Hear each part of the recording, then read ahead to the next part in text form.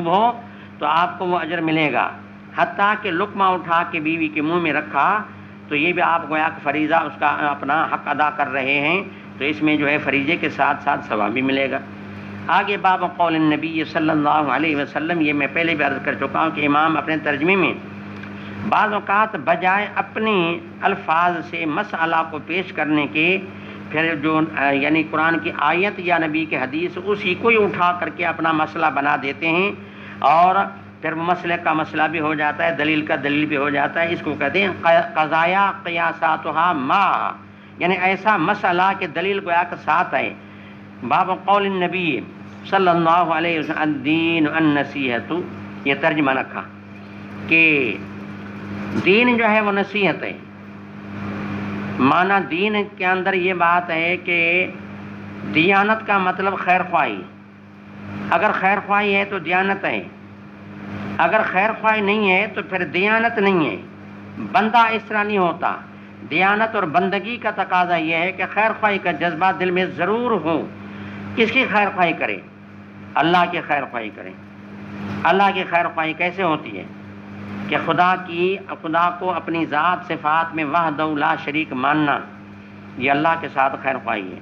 وَلِرَسُولِهِ، اور اللہ کے رسول کو رسول ماننا اور اس کو اپنے لیے واجب الاتباع سمجھنا اور ان کے ہر حکم کی تعمیل کرنا اور ان کی غلامی اپنے گلے میں اپنے ارادے اختیار سے ڈالنا، یہ اللہ کے رسول کے ساتھ کیا ہے؟ خیر خواہی ہے۔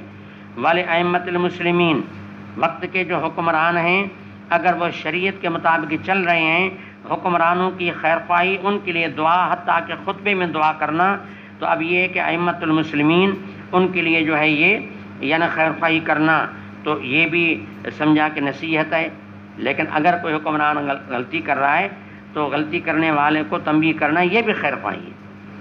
اس لیے فرمایا انصر اخاک ظالما او مظلوما، اپنے بھائی کی مدد کرو بھلی ظالم بھی ہو یا مظلوم بھی ہو۔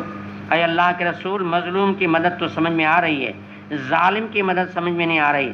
فرمایا اس کا ہاتھ روکو، یہ ظالم کی مدد ہے۔ وقت کے جو حاکم ہے اس کے آنکھوں میں آنکھیں ملا کے مراد یہ ہے کہ حق کا کلمہ کہنا، یہ نہیں کہ حکومت سے تم لڑائی کرو یا ٹکر لے لو، نہیں، مقصد یہ ہے کہ حق بات کہہ دو۔ اب جب آپ کہو گے تو پھر آپ بھی بچو گے، ملک بھی بچے گا۔ باقی اگر آپ نے اصلاح نہیں کیا قوم کا، لَيُوشِكَنَّ أَن يَعُمَّهُمُ اللَّهُ بِعِقَابٍ، عجب نہیں کہ اللہ کا عذاب آ جائے تو اس کے لپیٹ میں سارے آ جائیں جو اپنے آپ کو بزرگ سمجھ رہے تھے کہ ہمارا کیا ہے، ہم تو بیٹھ کر کے تسبیحات پڑھیں گے، ہم تو اپنے نفس کا اصلاح کریں گے، ہم اپنا کر رہے ہیں۔ یاد رکھیں اوروں سے محنت کرنا ضروری ہے، باوجود پوری محنت کے اگر کچھ بھی نہ ہو پھر آپ اپنا اصلاح پر بھلی زور دیں، لیکن یہ ہے کہ اگر آپ نے محنت نہیں کی، اللہ کا عذاب جو آئے گا اس کی لپیٹ میں سارے ختم ہو جائیں گے۔ اس لیے فرمایا وعامتہم، یہ اللہ، رسول، حکمران، عامت المسلمین، چاروں کے ساتھ خیر خواہی، یہ لفظ وسیع ہے اور اپنی وسیع معنی رکھتا ہے۔ آپ بھی سمجھ رہے ہیں کہ خیر خواہی کیا ہوتی ہے۔ آپ اگر دنیا سے کیا امید رکھ رہے ہیں کہ دنیا آپ کے ساتھ بدخواہی کرے تو آپ کیا سمجھیں گے، خیر خواہی کرے تو کتنے خوش ہوں گے۔ تو لہٰذا بھائی کو وہی حق دے دو جو آپ ساری دنیا سے جس حق کا مطالبہ کرتے ہیں، اسی حق کا مطالبہ اپنے نفس سے کرو۔ الانصاف من نفسک، جو انصاف اوروں سے طلب کرتے ہو اسی انصاف کا مطالبہ اپنی جان سے بھی کرو، کہ آپ کا باطن، آپ کا نفس ساری دنیا کو حق دے دے، تو یہ ہے الانصاف من نفسک۔ فرمایا کہ یہ خصلت جس میں آ گئی تو وہ جامع الاسلام ہے۔ اوپر روایت آپ نے پڑھی، حضرت عمار کا قول ہے، ثلاث من جمعہن جمع الاسلام فقط جمع الاسلام، جس میں 3 خصلتیں ہیں وہ جامع الاسلام ہے، اس کا اسلام جامع ہے۔ اور یہ بہرحال سارا ترجمہ ہے۔ اب کتاب الایمان سے کیا مناسبت ہو گئی؟ کہاں بات ایمان کی چل رہی تھی اور پھر بات آ گئی کہ دین نصیحت ہے، تو جواب یہ ہے کہ خیر خواہی میں تفاوت ہے اور فرق مراتب ہے۔ خیر خواہی دین ہے تو دین میں فرق مراتب ہے، دین ایمان ہے تو ایمان میں فرق مراتب ہے۔ تو جو امام کا اصل مقصد ہے وہ اس سے حاصل ہو رہا ہے اور کتاب الایمان سے مناسبت بھی سمجھ میں آ رہی ہے۔ اور پھر ایک وجہ اس بات کے لانے کا یہ بھی ہے کہ اب کتاب الایمان پورا ہوا چاہتا ہے، تو امام نے کتاب الایمان کے شروعات بلکہ باب بدل وحی کے متصل بعد ایک چیز یہ لائی، نیت آخر میں نصیحت، اول میں نیت آخر میں نصیحت۔ تو امام نے یہ بتا دیا کہ آدمی کی زندگی کی شروعات اخلاص سے ہو اور زندگی کا اختتام خیر خواہی کے جذبے سے ہو، کہ پوری زندگی خیر خواہی کی مشق ایسی کرے کہ اس کا اختتام بھی کس پر ہو؟ خیر خواہی کے اوپر ہو۔ تو گویا کہ امام اشارہ کر رہے ہیں کہ طلبۃ العلم کو بھی چاہیے کہ نیت نصیحت دونوں باتوں کا خیال رکھیں، اور گویا خود اپنی طرف اشارہ، الحمدللہ اللہ کے فضل کرم سے ادعا نہیں ہے، تاہم بہرحال یہ کہ اپنے لیے بھی فرما رہے ہیں کہ میری بھی یہ کوشش ہے کہ تصنیف یا ہر عمل میں نیت اچھی ہو اور مسلمانوں کے ساتھ خیر خواہی کا جذبہ ہو۔ اور پھر اس کو ثابت آیت کریمہ سے کیا، اذا نصحوا للہ ورسولہ۔ دیکھیں یہاں نصیحت کا ذکر قرآن کی آیت میں ہے، اس سے بڑھ کر اور دلیل کیا ہو سکتا ہے؟ آگے حدیث مسند بھی لائی، بہ قال حدثنا مسدد قال حدثنا یحییٰ عن اسماعیل قال حدثنی قیس بن ابی حازم عن جریر بن عبد اللہ البجلی۔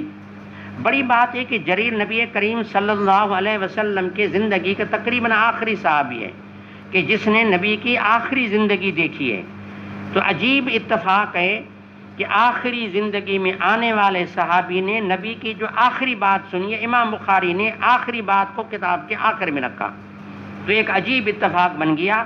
تو ساتھ میں اشارہ اس طرف بھی ہے کہ جس طرح کتاب کا اختتام خیر خواہی کے جذبے پہ ہو رہا ہے، ایک مسلمان کی زندگی خیر خواہی کے جذبے پر ختم ہونی چاہیے۔ جریر بجلی کہتے ہیں کہ میری اللہ کے نبی کے ساتھ بیعت ہوئی، یہ بڑی بات ہے۔ آج بیعت آپ سمجھتے ہیں کہ آج کل جو پیری مریدی ہوتی ہے تو بیعت کا لفظ تو بڑا ہے، اللہ تعالیٰ ہمیں وہ اس کی عمل کی توفیق عطا فرمائے۔